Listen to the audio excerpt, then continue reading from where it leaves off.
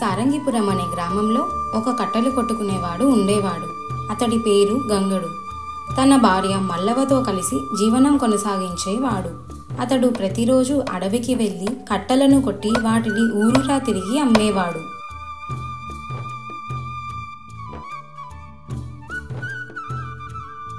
ఏమయ్యా, ఇంకా పడుకొనే ఉంటావా? కట్టెలు కొట్టడానికి వెళ్ళేది ఏమైనా ఉందా లేదా? తొందరగా లేవండి. ఏంటి ఆ ముద్దు నిద్ర? ఇదిగో లేస్తున్నా. అయినా ఆ కట్టెలు కొట్టి ఊరూరా తిరిగి అమ్మే కంటే పట్నంలో ఏదైనా పని చేసుకుందామంటే వినరు కదూ. మరేం చేయమంటావు? మా నాన్నగారు ఉన్న రోజుల నుండి కట్టెలు కొట్టే కుటుంబాన్ని పోషించాడు. అదే పనిని నాకు నేర్పించి వెళ్ళాడు. అయినా మీరు ఎంత చెప్పినా వినరు కదా. అదే పట్నంలో ఇద్దరం కలిసి పని చేసుకుంటే ఎంతో కొంత డబ్బు వెనక వేయొచ్చు.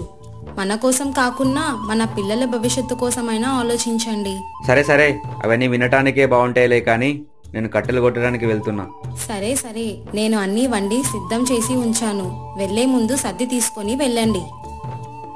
గంగడు సద్దిని తీసుకుని అడవికి బయలుదేరతాడు.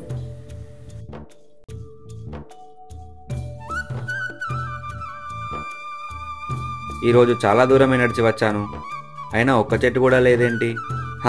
అదిగో అక్కడ ఒక చెట్టు ఉంది. ఈ రోజుకి దీన్ని కొడతాను. అక్కడ ఉన్న చిన్న చెట్టుని కొట్టి ఆ కొట్టిన కట్టెల మోపుని తీసుకుని ఊర్లోకి అమ్మడానికి వెళ్తుంటాడు. ఈరోజు పొద్దుపోయే లోపు ఎలాగైనా వీటిని అమ్మాలి. అయినా కొనేవాళ్ళు ఒకరు కూడా కనిపిస్తలేరేంటి? ఓ కట్టెలబ్బాయి, ఇటురా. చూస్తుంటే చాలా దూరం నుంచి నడిచి వచ్చినట్టున్నావు. అవునయ్యా, మొత్తం కొంటారా? సగం సరిపోతాయా? నాకు మొత్తం కట్టెలు కావాలి, కానీ నువ్వు ఎంతకిస్తావేంటి? అయ్యా, మొత్తం మీరే కొంటానంటున్నారు కాబట్టి ఒక 15 కాసులు ఇప్పించండి అయ్యా. 15 కాసులంటే చాలా ఎక్కువ. ఒక 10 కాసులకు ఇస్తావా? 10 కాసులంటే చాలా తక్కువ. అయినా మొత్తం తీసుకుంటాన్నారు కదా, అలాగే నాకు 10 కాసులు ఇప్పిస్తే బయలుదేరుతానయ్యా. అలాగే, ఇదిగో 10 కాసులు. అయ్యా, మీకు ఎప్పుడు కట్టెలు కావాలన్నా నేను ఇటుగా తిరుగుతానే ఉంటాను. నాకు ఒక్క మాట చెప్పండి చాలు. అలాగే, తప్పకుండా చెప్తాను. అలా 10 కాసులకే ఆ కట్టెలని గ్రామస్తుడికి అమ్మి ఇంటికి బయలుదేరుతాడు. ఏమయ్యా, ఈరోజు బేరం లాభసాటిగా జరిగిందా? పక్క ఊరిలో ఒక పెద్ద మనిషి 10 కాసులకి మొత్తం కట్టెలు కొన్నాడు. ఆ 10 కాసులు తన భార్యకి ఇచ్చి విశ్రాంతి తీసుకుంటాడు. మరుసటి రోజు ఉదయం ఈసారి వేరే వైపుగా వెళ్ళాలి. నిన్న వెళ్ళిన చోట్లో అన్ని చెట్లు అయిపోయాయి. నది వైపుగా వెళ్తాను. ఆ పక్క బాగా కట్టెలు వస్తాయి. అలా అనుకుంటూ నది పక్కన ఉన్న చెట్టుని కొడుతుంటాడు. హఠాత్తుగా గంగడి గొడ్డలి నదిలో పడిపోతుంది. గంగడికి ఏం చేయాలో పాలుపోదు. తన కడుపు నింపే గొడ్డలి నది పాలు అయ్యేసరికి గంగడికి దుఃఖం ఆగదు. అరేరే, ఇలా జరిగిందేంటి? నది చూస్తే చాలా లోతుగా ఉన్నట్టుంది. ఇప్పుడు ఎలా భగవంతుడా? అలా నదిలో పడిపోయిన గొడ్డలిని చూస్తూ చాలా బాధపడుతుంటాడు గంగడు. అంతలో ఆ నదిలో నివసిస్తున్న దేవత నీటి మీదికి వచ్చి ఇలా అంటుంది. ఎందుకు గంగడు, నువ్విలా ఎందుకని ఏడుస్తున్నావు? మీరెవరు మాత? మీరు ఎక్కడి నుంచి వచ్చారు? ఈ నది నా నివాసం. చెప్పు గంగడు, ఏమైంది? మాత, నా గొడ్డలి నదిలో పడిపోయింది. నాకున్న ఒక్కగానొక్క జీవనాధారం ఆ గొడ్డలే. అలా గంగడు తన బాధని చెప్పుకుంటాడు. దేవత దానికి బాధపడి అతనికి ఒక బంగారు గొడ్డలిని ఇస్తుంది. ఇదిగో నీ గొడ్డలి, తీసుకో. ఆ బంగారు గొడ్డలిని చూడగానే ఆశ్చర్యపోతాడు.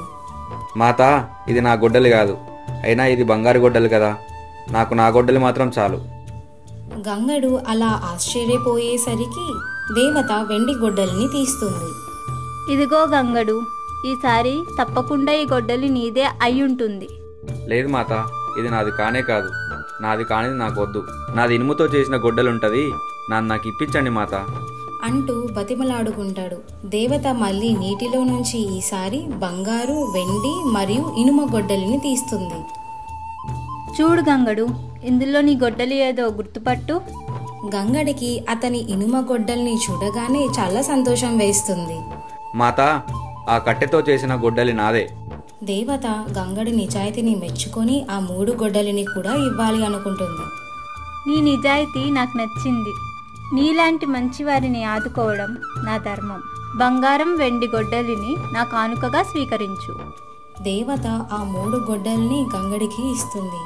దేవతకి కృతజ్ఞతలు చెప్పుకొని అక్కడి నుంచి ఇంటికి బయలుదేరుతాడు. ఏమైందండి, ఎందుకు అంత హడావిడిగా వస్తున్నారు? ఆ బంగారు వెండి గొడ్డలి మీకెక్కడివి? అన్ని విషయాలు చెప్తాలే కానీ వీటిని ఎక్కడైనా దాచి ఉంచు. ఏంటయ్యా, దాచి ఉంచాలా? అసలు మీకు ఇవి ఎక్కడివి చెప్పండి. మల్లవ తన భర్తను నిలదీస్తుంది, గట్టిగా అడుగుతుంది. దానికి గంగడు జరిగింది మొత్తం తన భార్యకి చెప్తాడు.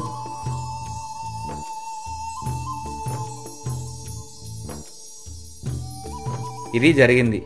మాత నన్ను కరుణించి వీటిని నాకు కానుకగా ఇచ్చింది. అమ్మయ్యా, ఇన్నాళ్ళకి ఆ దేవుడు మనల్ని కరుణించాడనమాట. అవును, మాత వల్ల మన కష్టం మొత్తం తీరిపోయినట్టే. ఆ తరువాత వాళ్ళకి ఎలాంటి కష్టం రాలేదు, సంతోషంగా జీవనం కొనసాగించేవారు. మీకు ఈ కథ గనుక నచ్చినట్టయితే లైక్, షేర్, కామెంట్ చేయండి. ఇలాంటి మరెన్నో కథల కోసం మా ఛానల్ని సబ్స్క్రైబ్ చేసుకోండి.